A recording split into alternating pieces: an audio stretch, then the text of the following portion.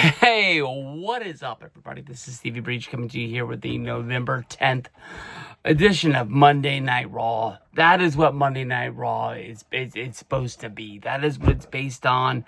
Honestly, since I've really got back into professional wrestling and just been watching Raw each and every week since it came back on Netflix, there hasn't been very many stinkers. But when they put up a show that really wasn't great, I've called them out on it. But I thought this, honestly, top to bottom, was a very, very good show.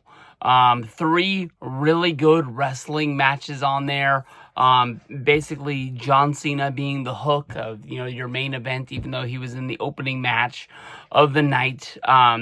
Putting everything together, and then two of the matches building up to the big tournament to see who's going to fight John Cena come Saturday night's main event. But Raw took place in Boston, from the Boston Garden. I guess they call it the TD Garden now. I've never really got used to that, but I'm guessing they just had to sell naming rights on it because of the fact that how much money is involved in that? I'm not sure what TD is, if it's a bank or what the heck it is. But this is the place to see, basketball. This is the place to see hockey. This is the place to see wrestling if you are in the city of Boston. And tonight's Monday Night Raw, it was kicked off by Triple H inside of the ring. He basically, portrayed John Cena as the biggest and best that there's ever been in the history of professional wrestling, night in and night out. Somebody who you came to the arena, you made sure you got your money's worth, and somebody who basically put in everything into each and everything that he did. Triple H introduced John Cena. It was a very long introduction, something that honestly that we'll have to hear once again once he is put into the WWE Hall of Fame. It will be widely debated, much like it is with who is going to be John Cena's last opponent when John Cena goes into the Hall of Fame, probably at WrestleMania this year. You would think it would be this year because he's already turned down the Saudi Arabia deal for the Royal Rumble. More than likely, he's not going to want to go to Saudi Arabia for WrestleMania the next year, even though people are saying it's going to be the biggest and best WrestleMania, all expenses paid, and, nothing can be there. But Cena made his way out there. He talked about how he was growing up. He had watched WWF. He had gone to the other garden before this one was built. But, once he was, going to college and going to see wrestling shows, this is the place that he would go to. So this is a very special place to him that he asked WWE to make sure was on his tour of places that he was going to be on. He didn't really, tell them where to go for these shows, but he wanted to make sure that Boston was one of them. He didn't say it when he was in Springfield, but more than likely I'm thinking that that's the one reason why they were in Springfield. Springfield hasn't had a Monday Night Raw in many, many, many years, but it is what it is. But he was introduced, he was, what is the word I'm looking for? Interrupted. He was interrupted in the ring by Dominic Mysterio. Dominic Mysterio came out, went right at Triple H, who was still in the ring, basically talking about how his ceremony was busted up last week by his father, Rey Mysterio. And, how are they going to come out here and treat John Cena this way, but not, show respect to him being Dom, the Mega, as well as the Intercontinental Champion. He ran down John Cena, and John Cena not only gave him once, but gave him 2 times to hit the bricks and basically walk back through that curtain, and there would be no harm, no foul. But Dom kept pushing his luck, and Cena even told him that, win, lose, or draw, he's not losing a fight in Boston.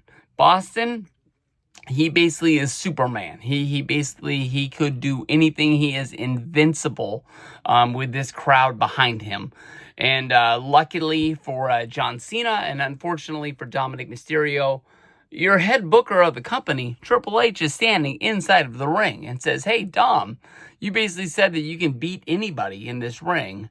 Why don't we put this together for a match right now where you're going to, put your Intercontinental title on the line against John Cena. And I was thinking they were going to ring this up. This is going to be the main event. This is going to be something that we're going to have to sit around and wait 2 hours for. But Triple H basically said, we're going to do this match, and we're going to do it right now. Basically the match went right to commercial as they were doing the ring announcements inside of the arena. And as they were doing the ring announcements, and when we came back from commercial, Dom had cheap shotted John Cena, and the match was off and ready to roll. Nothing really, spectacular from here. Basically, Dom did hit Cena with the 619. He followed it up with the frog splash. But when he did that, John Cena basically just jumped up. He picked up Dom. He hit him with the FU, pinned him 1, 2, 3. And John Cena got to celebrate with the Intercontinental Championship. I don't think that this is going to be the greatest Intercontinental reign of all times, with him only being in the company for a month. I don't think we're going to be seeing an open challenge. I do think this sort of kills the chances of CM Punk challenging John Cena next month, because more than likely we are going to get some sort of a rematch or something at Survivor Series, putting John Cena into a singles match. He might not be able to join this War Games team that was being put together during this show. But John Cena, he gets to have the final ring of his Infinity Stones, and basically he is the new Grand Slam champion after winning the Intercontinental title. It was cool to see him greeted by The Miz, who basically took a shot at him, basically saying that this is the belt that he made relevant. Yet once again, now Cena's trying to win it, and he's going to be even grateful to win it back. Kofi Kingston sent him a shout out saying it took him forever to finally win the thing, but it was glad to have him as a member of the club. First round tournament match was Damian Priest going up against Rusev. This one basically came back to the storyline from SmackDown, so at least they're keeping storylines show to show, even though these guys are jumping back and forth.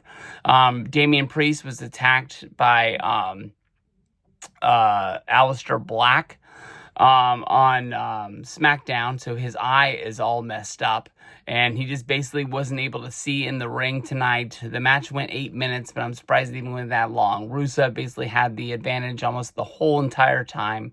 Not the biggest match in the time, but Rusev won with the Machka kick and the 1, 2, 3 is where we go from there. We had CM Punk make his way down to the ring.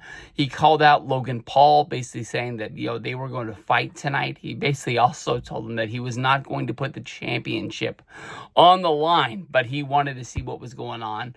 Logan Paul made his way out like he was going to come down and partake in this fight with CM Punk, but backup came when he basically said he had vision. I believe he said the line of he had vision of 2020, where he was greeted by Paul Heyman, and then came Bronson Reed, followed by Braun Breaker, and then they made their way down to the ring to surround CM Punk like they were going to attack him 3-on-1.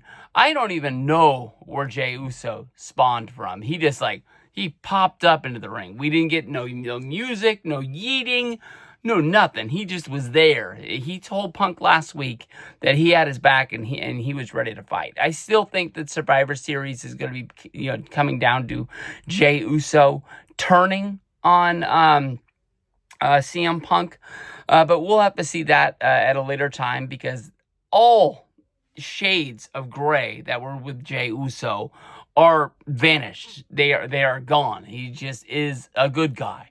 But once the odds were 3-on-2 and they were still coming, Cody Rhodes' music hit. We saw him in the back greeting John Cena when he came back with the Intercontinental Championship. So we knew he was already in Boston, but he made his way running down to the ring, basically joining sides, and the fight was on. As of right now, it is 3-on-3. I always thought that War Games was 5-on-5. Maybe it's 4-on-4, and I just forgot, or maybe they're just changing it, much like Survivor Series used to be 5-on-5, and then after 2 years they just changed it to 4-on-4 teams. But more on that at the end. Stephanie Bakir beat Raquel Rodriguez, and then once the match was over, was attacked by Nikki Bella, the turn that everyone knew that was coming. But if you didn't know, I was telling you that this was going to happen months ago, that Nikki Bella needed to turn on somebody and portray herself as a heel. And then when she was pronouncing Stephanie's name wrong, when, she was basically, trying to put down Stephanie, and Stephanie was putting her down right back. It was almost like they had this tension already, even though they were trying to portray themselves as best friends. But Stephanie Bakir got to walk out with the championship, and more than likely she's going to be looking at Nikki Bella come Survivor Series. So what happens with the Judgment Day now? 2 weeks ago, I was calling for them to finally, if they don't win this big match of the tag titles, to break up. As of right now, it's not really looking good, other than, Dom having the Mega Championship from AAA. We had the last time is now match Shinsuke Nakamura versus Sheamus. This is a match that was right out of like 2017. Nothing really spectacular here. Everybody got to hit their moves. Everybody got, a little bit over. But Sheamus picked up the win. He's going to move on to Shinsuke Nakamura. Nakamura would have been an awesome match for us to see against John Cena, because when we were seeing this match in 2017, it was a style of John Cena that we had never seen before. So that's a bummer. But Shinsuke Nakamura, I think everybody knows, is just kind of like riding out to the end of when WWE doesn't want to use him anymore. He's a great talent. I just think that at his age, I don't think they really have the biggest plans for him, but they're going to keep popping him out there each and every time. We have the drawings for next week's The Last Time Is Now tournament. We're going to be seeing Javon Evans come up from NXT. This is going to be his Monday Night Raw debut. He's going to be going up against Gunther, making his return after SummerSlam. And then we have Solo Sikoa going up against a mystery opponent. I think that mystery opponent's going to be Matt Cardona. I would go out on a ledge to basically say that I think it's going to be Matt Cardona. Go over to Joe Hendry's Twitter. This has nothing to do with anything. Joe Hendry is basically an independent worker. He works for TNA. He does work for WWE as well as NXT a lot. He was featured on WrestleMania this year. But Joe Hendry put up a music video basically talking about the NXT match that's going to be going up with him and Thea Hale going up against Ethan Page and Chelsea Green for those championships from AAA, the mixed tag. And Matt Cardona, not only is his face in it, Matt Cardona's name is in this song. Who paid for this video? I don't think that he paid for it on his own. I think that probably NXT/WWE paid for this thing. And if they're just like putting Matt Cardona in there, I think Matt Cardona, I'm not going to say that he's back, but I'm saying that he's going to be a guy that is probably a lot like Joe Hendry that can pop in. We've already seen him a part of the TNA Invasion. He's been on NXT a few times. I don't think he's actually won a match. But I can see him coming to MSG. Ryder Riot. Everybody remember those days of 2011.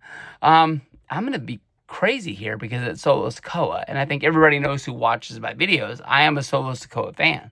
I think Cardona could win this match. I really think he could. We're also going to get Becky Lynch going up against Maxine Dupree for the Women's Intercontinental Championship. John Cena is going to be on this show. No word if he's going to have a match against CM Punk. That's what I'm hoping for. No word if he's going to be putting the Intercontinental Championship on the line, if he's going to be making plans for that championship to be on the line come Survivor Series. Or maybe he finds himself in that War Games match, but then that kind of leaves Dom on the outs. Unless Dom, I thought last week he was going to be having a match against Rey Mysterio. Not having the Intercontinental title, he could lose a match to Rey, and then not have to worry about what they're going to do the Intercontinental title on Rey Mysterio. Raw main event of the night was Charlotte Flair and Alexa Bliss putting the tag titles on the line against Asuka and Kairi Sane. This was to set up War Games. Is basically what this match basically was going to do. We saw Nia Jax, who got a win over Charlotte Flair, get involved in this match. She came out with Last Legend. That brought out Io Sky as well as Rhea Ripley, but the damage was already done. Asuka and Kairi Sane had rolled up Charlotte Flair and Alexa Bliss.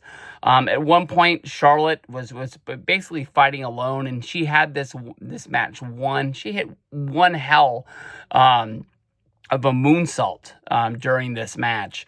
But just basically everything was messed up, mostly by Last Legend and Nia Jax. But when this was all said and done and Rhea Ripley was inside of the ring, she just flat out yelled out, "War Games." 4-on-4. I'm not sure if they're going to add one more name to this match. Like I said, I don't know if War Games is 5-on-5 or 4-on-4. I always thought it was 5-on-5, especially with the 2 rings. But maybe for the women's division, maybe they're just going to do 4-on-4 and just call it a day. And I think nothing will be missed by that much. But we'll have to see what's going on with the rest of this War Games team for the men. Monday Night Raw, honestly, should be really good. I'm MSG.